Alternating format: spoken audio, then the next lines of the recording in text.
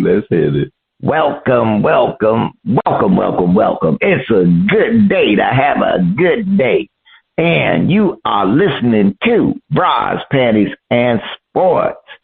I'm Spitface, and the NBA Finals has heated up, and Underdog is looking good. All right, let's welcome up host, the First Lady of Sports Talk, Cheryl Smith. Good morning to you. Good morning, good morning, good morning. Yeah, the Underdog. I don't know about all that, but we'll talk about it later. All right, All right. Now, this week, on shout out, we have performances from Anthony Baglino. Will he find his shining star, get the cold feel of mute button? First Lady, we're ready. What you saying? Each week, we try to figure out what is going on in the sports world, not the plays of the week, more like the players of the week. Are they trying to tell us something? So we ask, what you saying? Fly, little birdie, fly. Time keeps on slipping into the future. Time keeps on slipping into the future. So I want to fly like an eagle to the sea. Fly like an eagle, let the spirit carry me. I want to fly right into the future. The little birdie known as the OKC Thunder are hoping to fly far away from going down 2-1 to the scrappy Indiana Pacers. Has the Thunder been too confident? Have they been getting out-coached by an older coach with an NBA championship ring? 80% of the teams that won Game 3 of the finals went on to win it all. Can the Thunder be in the magical 20%? If the Thunder loses the series, would they be at the top of the choke list? George Foreman, Marvelous Marvin Hagler, both rest in peace. Bernard Hopkins, Roy Jones Jr., and the Steve Miller Band are asking, what you saying? Well, I mean, I kind of disagree with this notion that the Pacers are an underdog, because these finals really have the two best teams playing in the finals since the All-Star break. OKC was number one, and the Pacers were number two. So, no, OKC has not been too confident. It's just that they have played a team that is equally as good as they are. And I think it's time we give Indy some love and stop making them the big underdogs against every team they play. That's what I'm saying. They're not really an underdog because, like I said, they've been the second best team in the league since the All-Star break. I think OKC is a little bit better because of their defense, but the Pacers are showing that they can play defense too, especially Nembhard. I mean, he's shutting down the guards. He shut down Bronson in Game 6, and he basically did a masterful job on SGA in Game 3. So, they can play some defense when they need to play defense. And, because they are known for a run-and-gun team, but they've been playing defense in the whole playoff series, to be honest with you. I think Rick Carlisle has been the major difference in this series, because he is definitely out-coaching Mark Daigneault, so far. To me, Daigneault changing his lineup at the beginning of the series shows you that he's a rookie in this series because, why would you change your lineup? You have used that same lineup pretty much all season. It really didn't make sense to me for him to change the lineup. I guess maybe he wanted to match up with the Pacers because, the Pacers are a little bit smaller.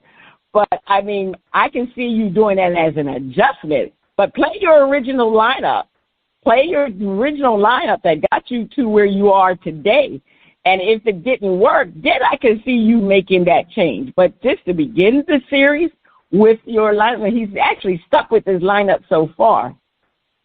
So, I really think that's a major issue. Now, do I think the Thunder will win? Yes, they can be in that magical 20% to win the finals after losing Game 3. However, they need to win Game 4. They got to win Game 4 in Indy to bring it back to OKC tie. then it's the best of three. And to me, the better team will always win when you got the best of three. So the best of three means that a team has to win two. Now, the funny thing about the Pacers, they have not lost back-to-back games from, I believe they haven't lost back-to-back games. So it's going to be quite interesting because the Thunder are they have to win on Indy's court, too. That's one thing they have to do because, they gave up the home court advantage from losing game one. So to me, it is if they win they win the game four and they bring it back to OKC, and like I said, it's the best of three. They can lose in OKC and come back and win in Indy, and then they go back to OKC. So tonight is the key game, to be honest with you. Tonight will determine tonight determines how the series will go, because it can go any way, but they have to win tonight. If OKC doesn't win tonight, then Indy has the series. And if the Thunder loses the series, I'm going to say they lost to a team that was I'm going to say this again. They lost to a team that was equally as good as them from the All-Star break. Therefore, they did not choke. I wouldn't say the Thunder choked because, again, the Pacers, to me, are equally as good, and if they win, they won because they outplayed the Thunder. These teams, believe it or not, are pretty much evenly matched. All right, Spitface, are you saying that the OKC choked? All right, Spitface, muted himself.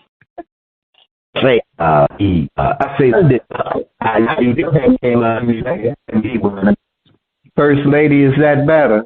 Yeah, you were a little bit, I was coming in.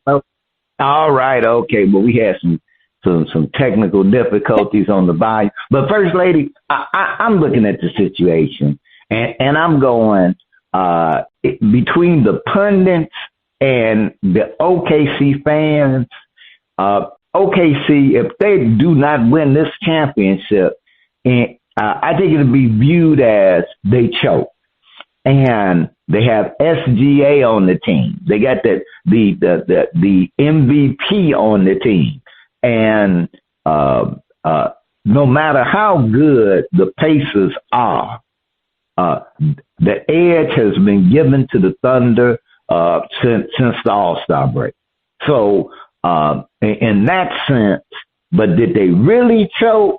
I got to agree with you, First Lady. If they lose it, they just got beat by a really a Pacers team that hasn't got any love and a elder coach. He ain't that elder, but I guess he is elder. An elder coach who has demonstrated he still got some things, some tricks up his sleeve, and still knows how to work with an NBA team. So, but I do think that the Thunder may not have gotten overconfident, but I do think that the pundits got overconfident, and the pundits were willing to lay it down that the Thunder should just take it. And when you get to the finals, and First Lady, you're correct. By the time the finals hit, it's just the teams get shaken out, and usually the teams who really were the top teams coming into the finals end up being in the finals. So unless they get blown out, unless some kind of way they get blown out, they did not choke. Now they got beat, and the fans, OKC fans, and the pundits may want to say choke, but really, if they lose this, it's sort of like it's not I won't say, well, if they lose it, it's the team, but it won't be that the team just fell apart and choked under the pressure. It's just that, hey, that they got to go forward and it's jump ball time. Now they lose game 4. Then we can kind of go, it's all over, because they're not going to win 3 straight to come back. That just ain't happening. But so the critical game is at this point is game 4. I won't say it's almost an elimination game. It's almost. So, but I think we may be in for a treat.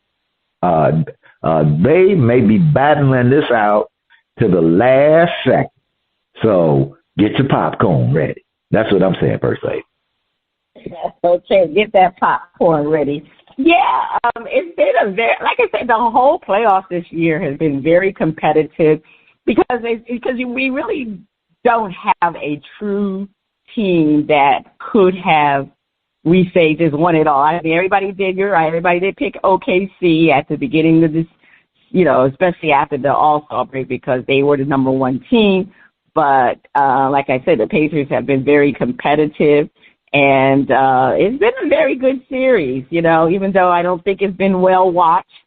We kind of knew that coming in because you got 2 small market teams and, OKC wasn't really, from a national audience, people probably didn't see OKC nor the Indiana Pacers that much on regular TV, the games that ESPN and TNT was showing. So that's why it's not a well-watched finals. But it's very competitive. It's been very fun.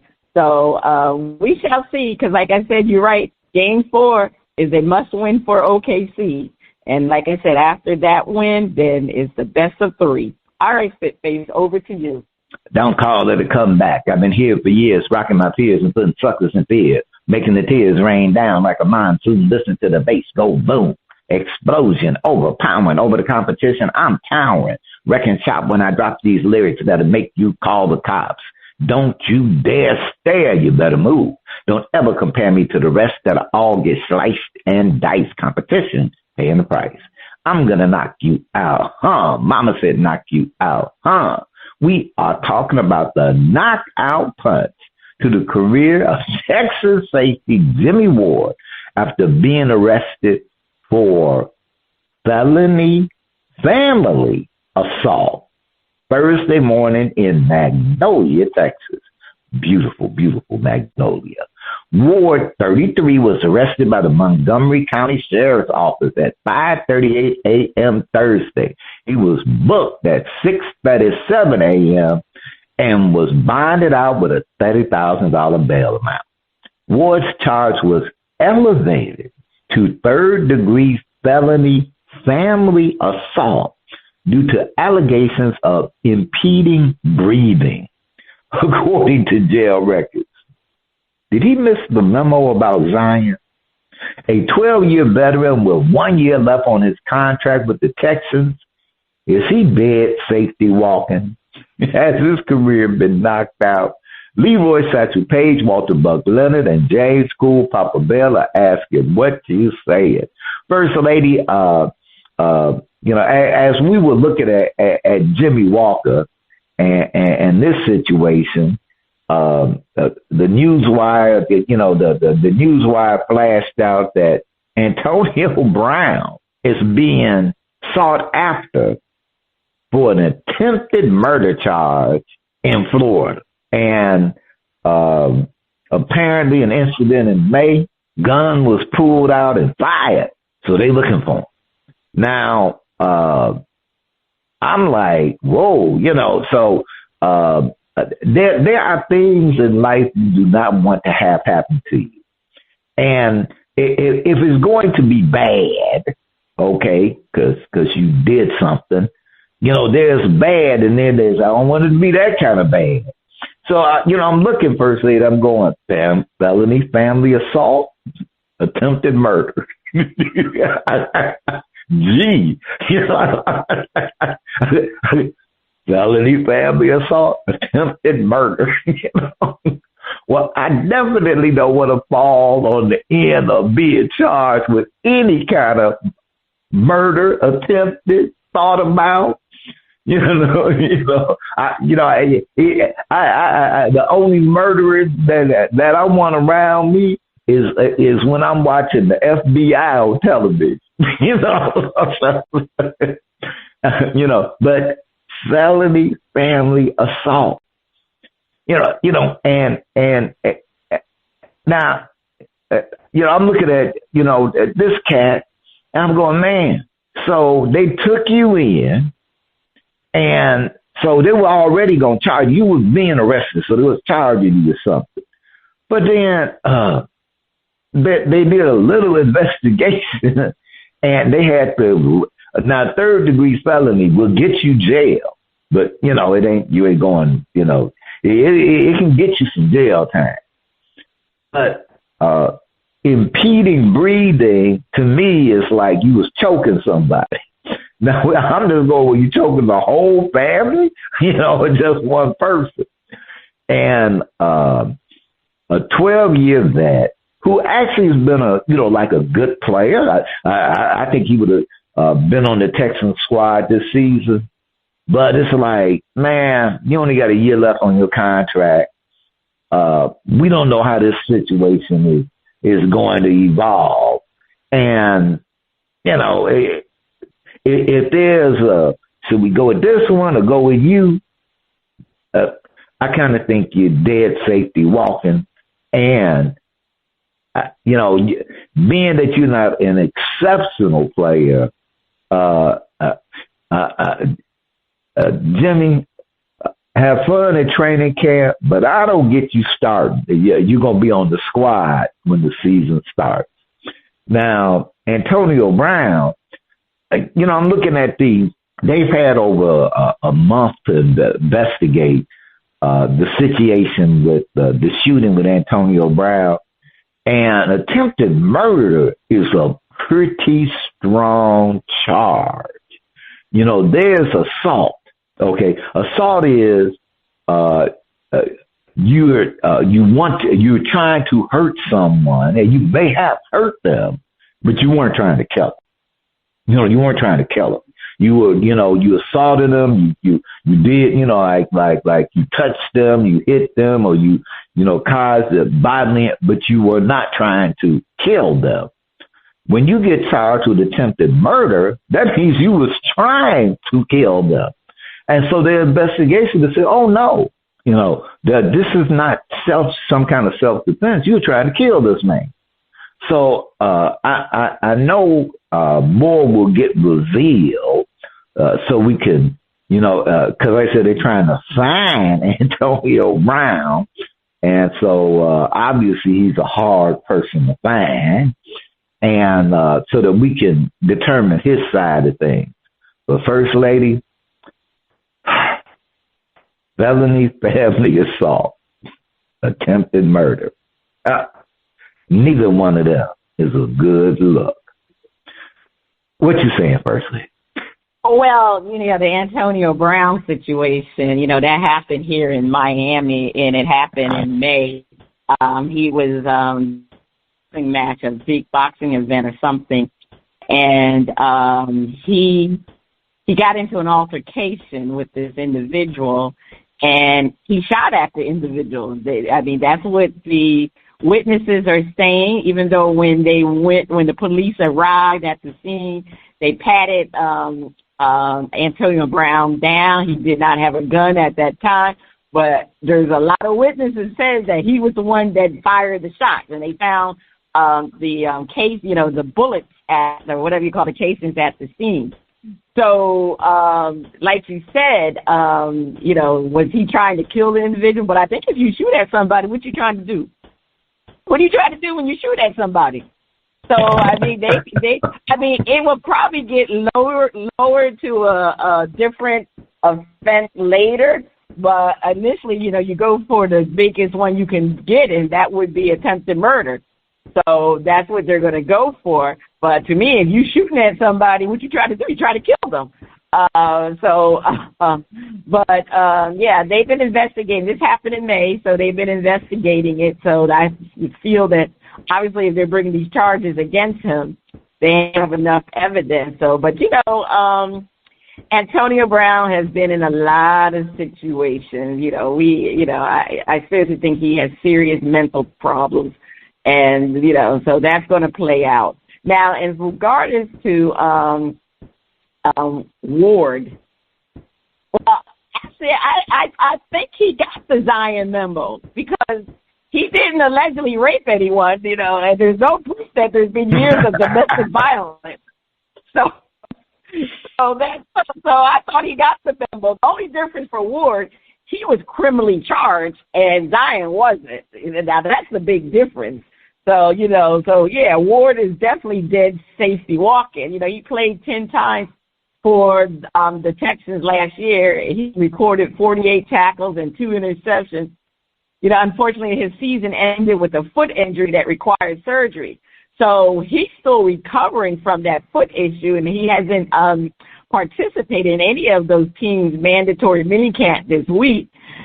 And, with these charges, I personally think the Texans are going to release him, and he has 1 year left on his contract.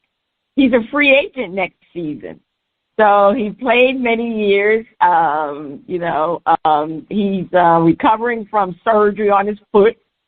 So, to me, that's grounds to release him, to be honest with you. And I don't know, if he's under contract, can they release him? I don't know what type of contract he has, if it's a guaranteed. I guess it's guaranteed.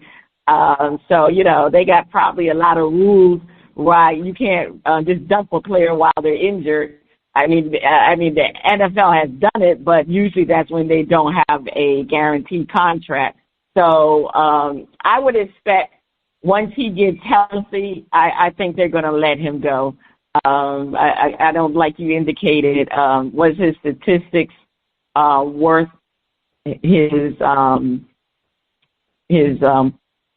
future performance, and especially from a hobble foot injury that's going to slow him down in his position as being a safety. So I expect them to release him. Even though he is alleged, we still, he's innocent until proven guilty. But it doesn't look good for him, and this time in his career, it doesn't show that he has any prior problems with this type of behavior. So it just didn't make sense. He's been in the NFL since 2014, so he's 33 years old. So this will be his last chance, so he better hope that the Texans will keep him, but I don't see them keeping. He's an aging safety with foot problems and legal problems. If they can release him, he's going to be released. Dead safety walking, spit face. Hey, avoid family felony assault charges and stay away from attempted murder. First Lady, you had the last word. Please take us to break. Stay tuned. Up next, we have a performance from Anthony Baglino on Shout Out Part 1.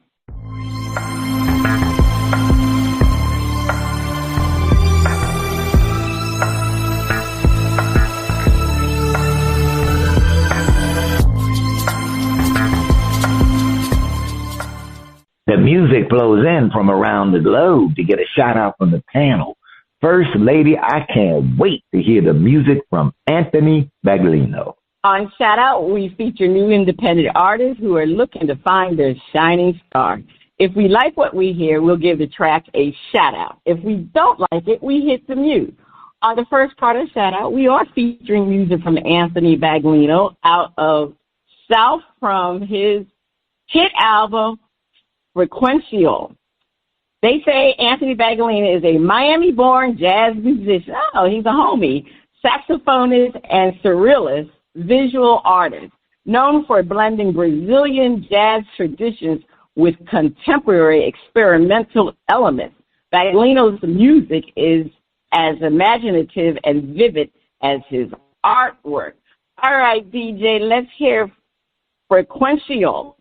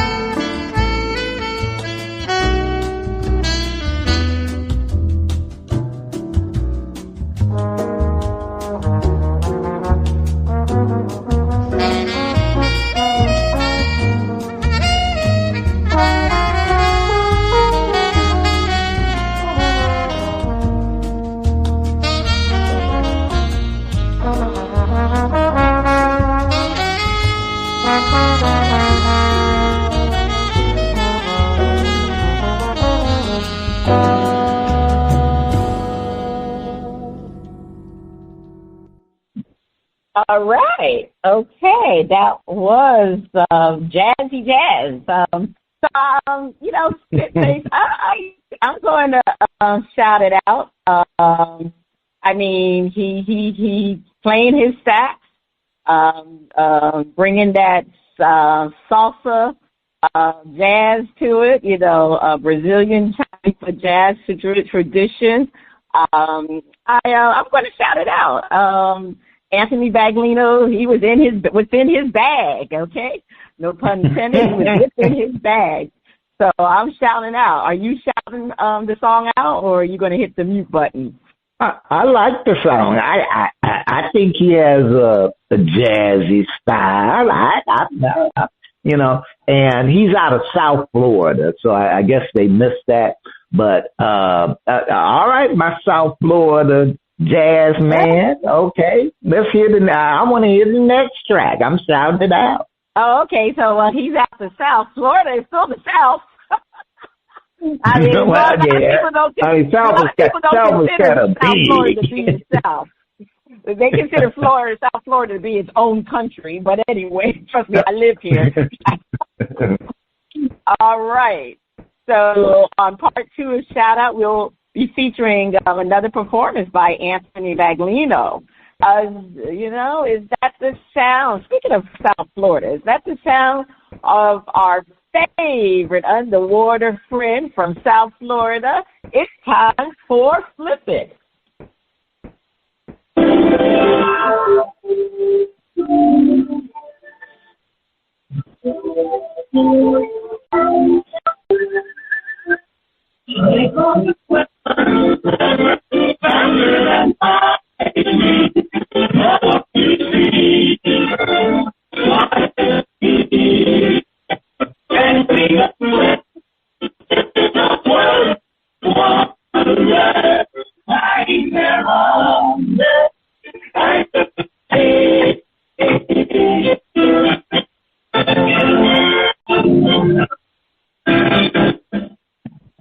All right, it's time for Flipper out of South Florida.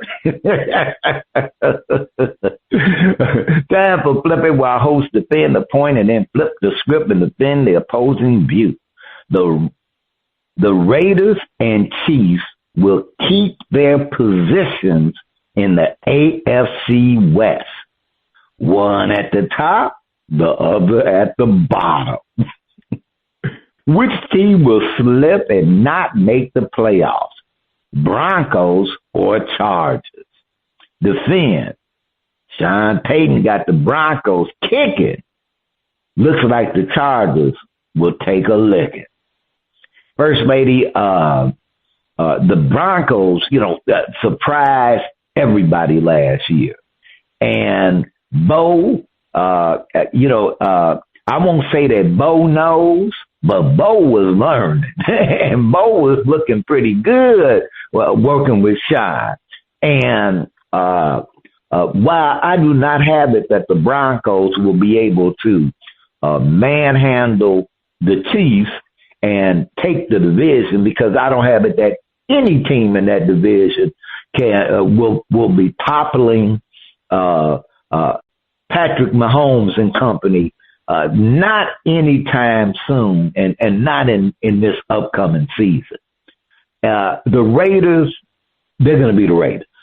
And the Raiders will more than likely be a better team. But the Chiefs, Broncos, and Chargers are better than they will be.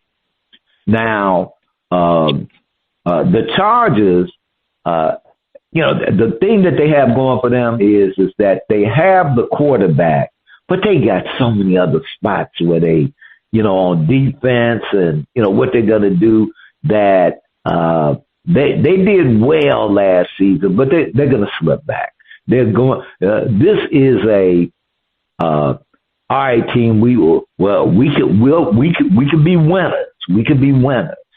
But the Broncos got the mojo going, and I think this is a step back year for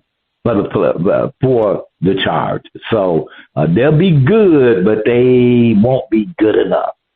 First Lady, please defend. The Chargers will slip and not make the playoffs.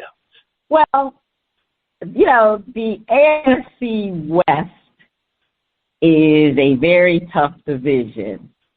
And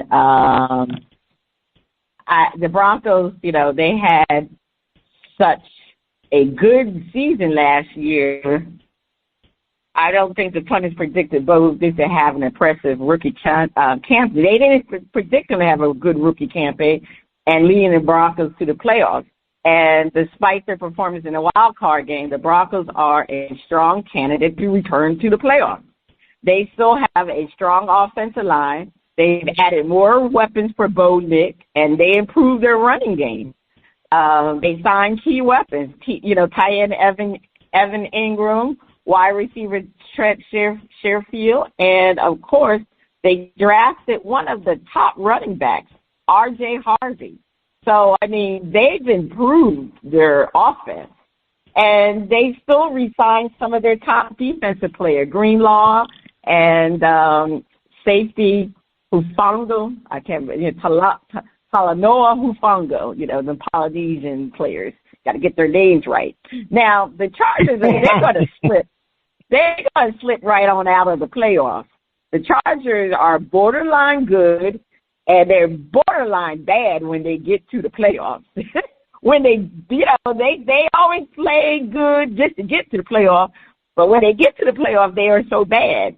And I think with them having an easy schedule, this team is always looking like they're better than they actually are, especially on the defensive side. They need to do something with the offensive line. And I just think, Herbert, he's a franchise quarterback, but he really hasn't been a franchise quarterback. And I just think with things being good this year, I think with the Broncos, I really think that the Chargers in the second season with Jim Harbaugh, unfortunately, I just don't think they're going to make it to the playoffs, Spitface. It's going to be hard to believe that, but one of these teams is not going to make it, and I'm going to give my chances with the Broncos instead of the Chargers. They're not making it. All right. I know these are way too early, but hey, we can do that. Now, this is flip it. The Broncos let everyone know they're the real deal. A tougher season is ahead. They be slipping. First Lady, the Broncos pretty much shocked everyone.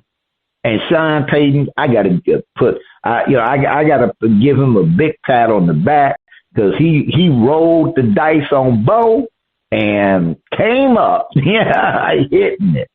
So, and what happens is, and it's almost like with the Texans, you go out, you kick butt, you surprise everybody, and then the next season, teams go, whoa, wait just a minute. We're not looking over you. No. We know that y'all the real deal now, and teams prepare for you. Now, Bo will be going into his second year, and while now he has some experience, the league has some experience playing him. The Chargers and while the Broncos are going to have a tougher season, the Chargers don't have that pressure on them. And they have a quarterback who, the quarterback whisperer of quarterbacks, Coach Harbaugh, knows how to get the best out of his quarterbacks and win. And while the Broncos will slip because the eyes are on them tougher, this is when the Chargers can take a leap. And the Chargers have, sometimes I think they have been the most cursed team in the league because it's like great season, everything's going their way to make that playoff run, and something, it's almost as bad as the Cowboys. It's just that the Broncos don't do all the hype, so you're not mad at them. But somebody get hurt, a key player get hurt, the quarterback get hurt, and this is their season to turn that around. And both the Broncos and the Chargers, the odds are both of them won't make the playoffs, but the Broncos will slip because of the tougher season, and the Chargers will take advantage. First Lady defends, the Broncos are a good team, but they will have sophomore woes and slip out of the playoffs. Yeah, I mean, the Broncos and Bo Nix surprised a lot of teams last year, but they're not a surprise this year. I mean, let's face it, and they're not a surprise. And like most rookie quarterbacks that have great rookie seasons, they have those sophomore woes. Just ask C.J. Stroud. He didn't have a great second season. And the division became tougher because the Raiders have gotten a lot better. So the Broncos can't depend on those 2 wins. I mean, it was automatic 2 wins before, but not anymore. And, of course, you have the Chiefs and the Chargers. The Los Angeles Chargers have made significant improvements to their roster for the new season. What they focus on is adding talent and addressing a lot of their needs through free agency and the draft. I mean, what they did, they improved their offensive line. They signed Mecca Beton and to bolster up their offensive line. They re-signed their Andre James, at their center position. And they drafted a great offensive lineman in the first round, Joe Alt. So there ain't problems with that offensive line. So Herbert should have enough time to do what he needs to do in there. And also, they improved their running game. That was one of the issues. When you have a quarterback talent like Herbert, you got to have a great running game. And Najee Harris was signed, and they also drafted Omarion Hampton in the first round. He's a dynamic playmaker, so they brought back Mike for the wide receiver weapons. They brought back Mike Williams. They drafted Trey Harris. I mean, they have done a lot to improve their offense. They got a veteran on tight end, Tyler Conklin. I mean, this is what they did, and that's just the offense. They re-signed Khalil Mack. I mean, this team had so many good things they did with their draft. I mean, they were able to draft a defensive tackle in Jamari Caldwell. I mean, what more can I say? They improved their team. Now, Broncos, they did some slight improvement, but like I said, because the division has gotten better, if I'm going to decide which team is not going to make it this season, I would have to say it's going to be the Broncos, because I really think the Chargers have improved their team drastically.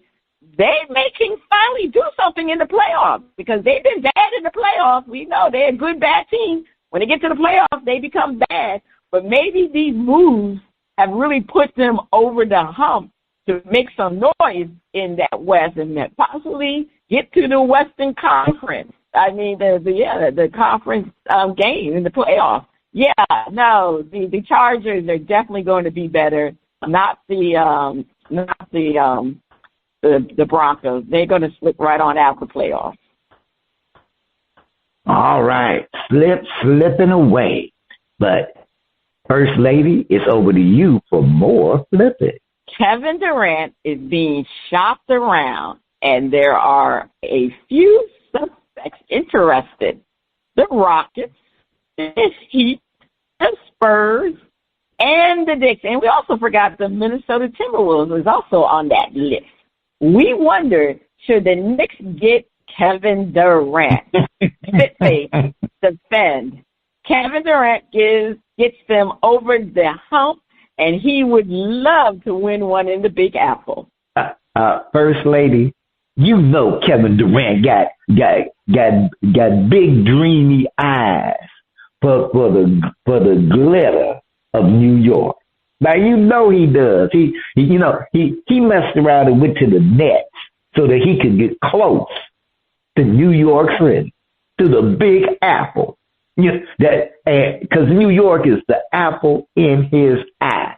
And Kevin knows that each year he's getting older.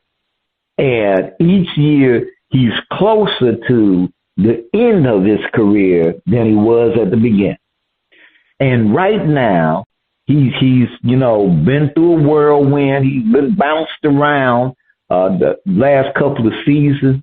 And he needs a home, First Lady. He needs a home. And the Slim Reaper, that's all New York. The Knicks need is the Slim Reaper to come in, take some of that pressure off of Brunson and Big Cat. Next thing y'all know, First Lady, y'all going down Broadway for a parade. He the one. Y'all got to get him. He the one. That's what I'm saying, First Lady. He the one. All right, either one. All right. Now, everyone thinks that KD shunned the Knicks when he went to the Nets, but it was the Knicks that was afraid of him coming off of the torn Achilles.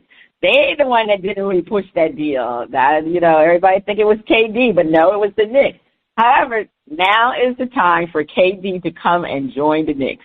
But unfortunately, in order to get KD, the Knicks would have to give up Cat or a combination of Bridges and OG. They probably prefer to give up Cat. So is KD an upgrade over Cat? Offensively, yes, because easy money sniper, he can get you easily 20 points with blinking his eye. I mean, that's not even a question. And he doesn't need someone to get him the ball. Furthermore, even at the age of 37, I would say that KD plays better defense than Cat. That's not even a thought process. I mean, KD can play better defense than Cat. Like Kendrick Perkins says, he can move his puppies. Cat can't move them big old puppies. That's the problem with Cat. He can't do lateral moves. We need a person who can laterally move, and KD can do that. And to be honest, the Knicks offense really was struggling in the playoffs. Even though they didn't play good defense, that offense was a problem. The Knicks never played good defense the entire season, but the offense was humming, not in the playoffs. So that's what KD will bring. He'll bring a more evenly better flow to the Knicks offense. So, yeah, it's time for him to come to the Knicks. It's time. Just end your career there. I mean, you would be on top of the world if you could bring the Knicks a championship. All right, we're going to flip this. Let's flip it. The Knicks should take a flyer on Kevin Durant. Let the Heat have him. I mean, I guess the Knicks should take a flyer on Kevin Durant. Let the Heat have him. Spitface defend. Kevin should pass. Oh, I'm sorry. I apologize. I apologize. I think I read that. Let me go back. Spitface defend. The Knicks should pass on KD. First Lady, I think that Kevin Durant going to the Knicks would be a good thing, but not particularly the best thing. And Kevin is at that point in his career where he's going to make one last big splash somewhere. But I think the Knicks and how they're going forward, it's don't get the aging superstar who might get you over the hump for one season. Go ahead and find that up-and-coming young player who's going to be with your team for a while and can produce right now. And they are out there. The NBA is actually talent rich. And because of the way the NBA is structured, that talent is spread around the league. So you got to look for it, and you got to make a deal to get that person on your squad. But they don't need, as I said, Kevin would be great on the team, but he's not the best thing for the team right now. You got a young superstar in Brunson, and Cat may need to work on his lateral moves, or they might need to make a move to replace Cat. But it's not by bringing in Kevin Durant. That's not the move for him. I'm sorry, Kevin. I know you got that sparkle in your eye, that you see that big apple over the horizon. But get ready to pack your bags and join First Lady down in South Florida. That's all I'm saying. Yeah, I mean, it's a little bit too late for KD to come to the Knicks. I mean, he's 37. He's 36. He turned 37 in September. I'm sorry, I gave him one more year than he was. But I just think at this time, KD is his tread has just got worn out. And, you trading a 37-year-old for young players that are in their prime. I mean, Kevin Durant can still play, but, we talking about Cat. I mean, I just think the Knicks needed a better coach who could utilize Cat's ability better than they did. And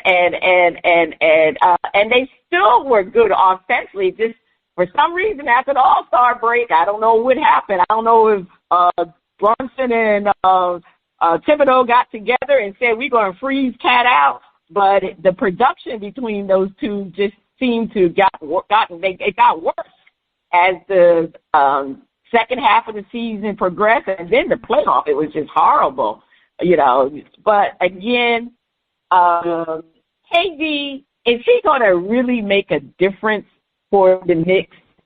Is it going to be a situation that he's going to bring the championship? And then with KD, I just find KD to be very fragile. He's very injury prone, and that's a problem. And one thing about being injury prone, he doesn't really play when he's injured. Now, I give Cat a lot of credit. Cat had been injured a lot in this past season. He had problems with his fingers. He had problems with his knee. And guess what? He still played a lot. He played being hurt. So I just don't think KD does play when he's hurt. He's been out considerably with the Phoenix Suns. So with his age, giving up young talent, I know the Knicks are in win mode now, but with Cat, you got a lot of potential there, and I think a new coach would bring out that potential more so of the two of he and Brunson playing together along with OG. The Knicks have a good team. They just need a better person on their starting lineup than Josh Hart. They need an athletic wing to come in and play Josh Hart role and let Josh Hart come off the bench. That's all the Knicks need to get to the championship. So no, no. I don't see them getting KD. Absolutely not. Miami, let Miami have him. Miami always wanted KD.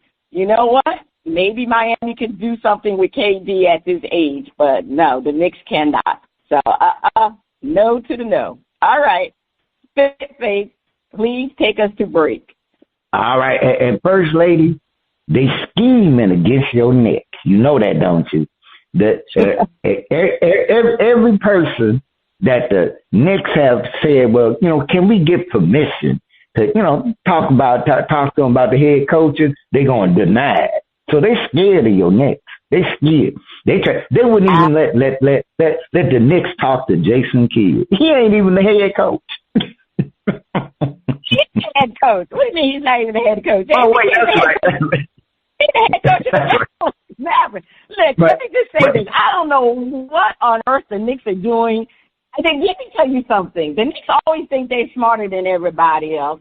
First of all, this whole situation of them putting these names out for these coaches Why are you trying to go after coaches that are not that are under contract? This is my philosophy. I'm going to put this out into the universe. The Knicks are doing this because I really think they're going to hire Johnny Bryant. They brought Johnny Bryant in to be Thibodeau's associate coach. He never relies on his assistant coaches. But I think they're doing this to show that the fact that they try to reach out to get an experienced coach, but they couldn't. So they said now they'll go with Johnny Bryant. I think that's what they're doing. I really do. But they wanted Johnny Bryant all along because first of all, Leon Rose and the Knicks are so tight-lipped about what they're doing. Most people don't even know what Leon Rose sounds like because he never talks to anybody. And now all of a sudden everything's being leaked out. Nah. Knicks think they're funny. Anyway, that's all I got to say about that. They scared of your Knicks. On the other side of the break, we have another performance from Anthony Baglino on Shout Out Part 2. Ooh, please keep your ears glued to those speakers.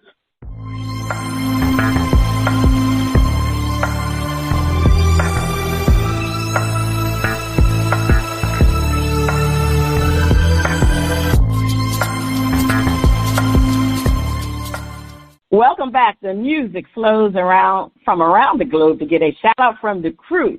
Spitface, over to you. All right. On the second part of Shout Out, we are featuring more music from Anthony Baglino. Let's hear, I can pronounce this word, First Lady. Reactions. Hey! All right, let's check out React. DJ hit it.